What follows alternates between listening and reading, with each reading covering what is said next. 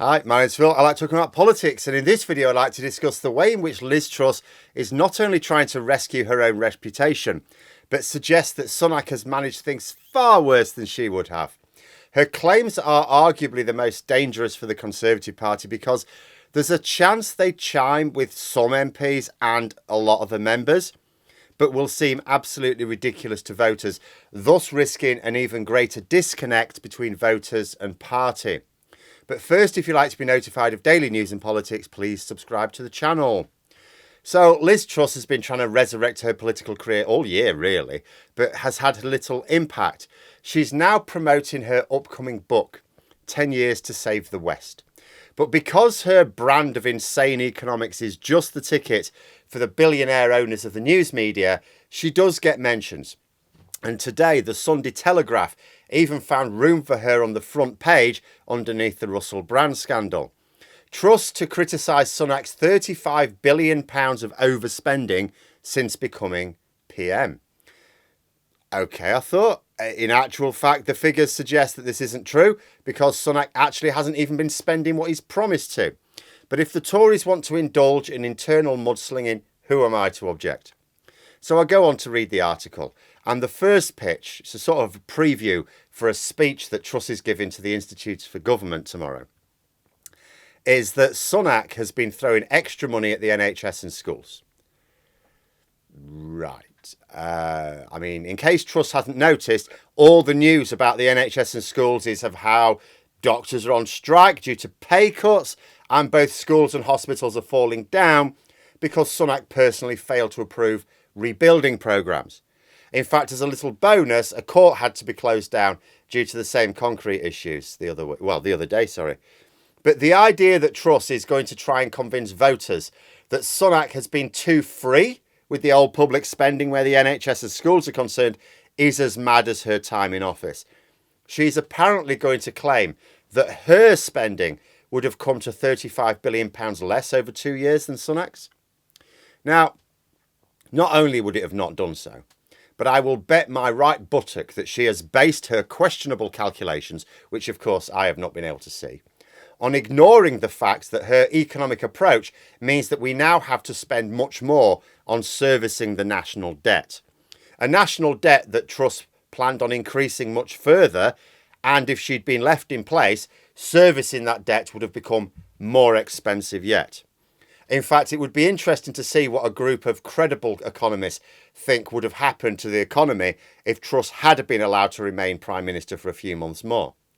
Just being allowed to play at being Prime Minister for the 7 weeks she had cost homeowners £300 billion, to say nothing of renters who had way less protection from her dangerous experiments. Impossible to emphasise just how badly Truss got things wrong, both economically and politically. Like, she complained she was brought down by the establishment and bemoaned the lack of political support. Well, let's look at the political support first of all. That was entirely her own fault. First of all, she crashed the Tories' poll rating through what they might have thought was the floor. It went below 20%, for goodness sake. And because she filled her cabinet entirely with loyalists, making a public point of keeping anyone who'd criticised her on the backbenchers, she basically created her own rebellion. As for the establishment being against her, she had the Tory press fawning over her plans. She couldn't have had more positive articles on her economic plans in the press if she'd written the articles herself.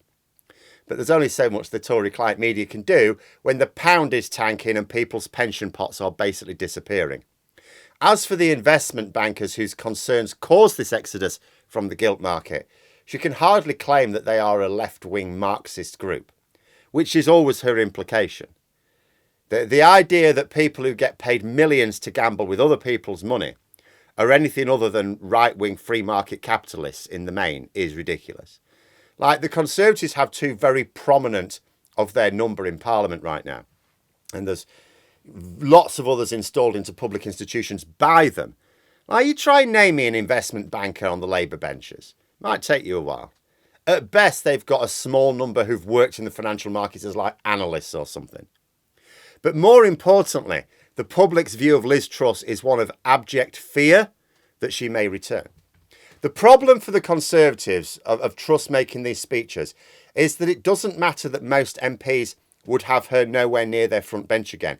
If the public get the impression that the Tories might sneak her back into positions of decision making, it will toxify their image.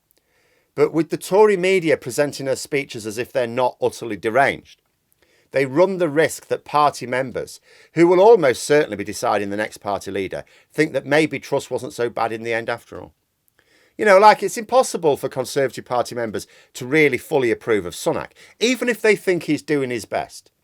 Like the highest tax burden in generations, and that began when he was Chancellor. That's not the sort of thing which appeals to Conservative members. It's not even like they can say, well, at least we're getting the Boris Johnson big state ideas out of it. All those taxes, all that spending, buildings are falling down, rivers are full of shit. And to really drive home how useless Sunak is, he keeps claiming that things are going well. It's like one of Labour's most successful attack lines to point out that Sunak thinks everything's fine, when neither Labour nor Conservative voters share this view. But the general public views Sunak as some sort of miracle worker compared to Truss. So every time a Tory MP says that Truss would have been better than Sunak, and there are some, what the public are hearing is that the Tories didn't see the problem with what Liz Truss did. That they only got rid of her because she tanked the polls. That they actually didn't oppose the things that the public opposed. And if the Tories don't see the problem with what Liz Truss did, well, they might do it again in the future because they've not learnt any lessons. Like, you contrast this with Labour's position at the moment, upset some people in the party because they're going to great pains to avoid the reputation for the things that turned voters off the party in 2019. In some cases, they're going further than would have to have been the case in the past. You know, although Labour are giving themselves, say, some breathing room on spending with their assault on tax breaks, they're making sure there's no wriggle room for accusations of higher taxes or borrowing. Labour know this is tying their hands a bit when they form a government. But they also know that they must not allow anyone to accuse them of anything that turned the public off them in 2019. Otherwise, they may not get to form a government. Then you don't get any spending plans. The Tories don't seem conscious of this lesson. What's happening is a small number of Tory MPs talk approvingly about Liz Truss, and the rest are largely silent. You'll have the off-the-record briefing to a newspaper going, oh, it'd be madness to let Liz Truss back in.